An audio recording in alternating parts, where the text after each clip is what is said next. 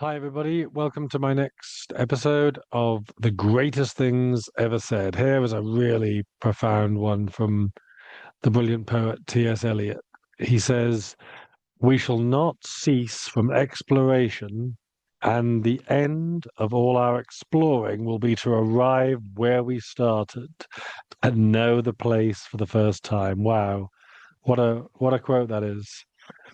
It captures intellectual, emotional, and spiritual journeying, really, that the true purpose of exploration is not to escape where we began, but to return to it transformed. Every search for meaning, every detour through confusion or discovery, eventually it brings us back to the familiar, but with new eyes. I love the line from Proust, which probably deserves an episode on its own. He says, "The real voyage of discovery consists not in seeing new sights, but in looking with new eyes." What once seemed ordinary becomes luminous because we now see it through the lens of deeper and more profound experience, through more highly articulated and contemplated retrospection. It means having the courage to go on a journey that awakens us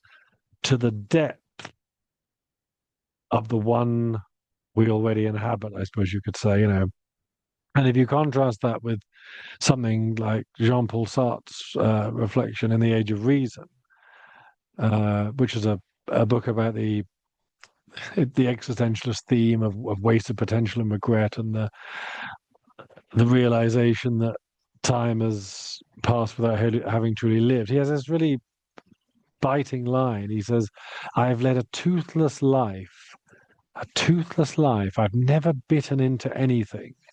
I was waiting, I was reserving myself for later on, and I've just noticed that my teeth have gone."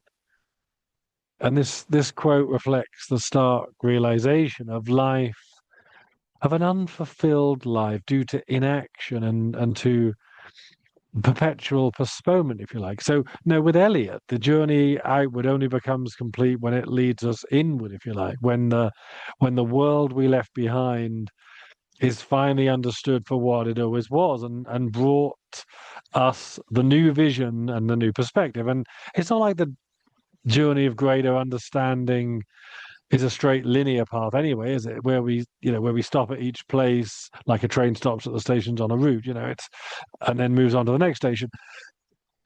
Life's not like that, and that's why I think one of the most helpful ways to think of this process is through what Carl Jung called circumambulation, which is where our journey of development is. It's more like a circumambulation of the self, the act of continually moving around a center point where one continually explores and integrates conscious and unconscious aspects of the self through changing experiences and becoming more and more aware and enlightened because of that. And I think to that end, life is like a complex maze, isn't it? It's got a sacred center, but with lots of entry points and lots of different pathways. And it's one we keep journeying every day in our quest for more and more truth and more understanding. And by entering the maze each day, what we're basically saying is we won't abdicate our responsibility. We won't hide from the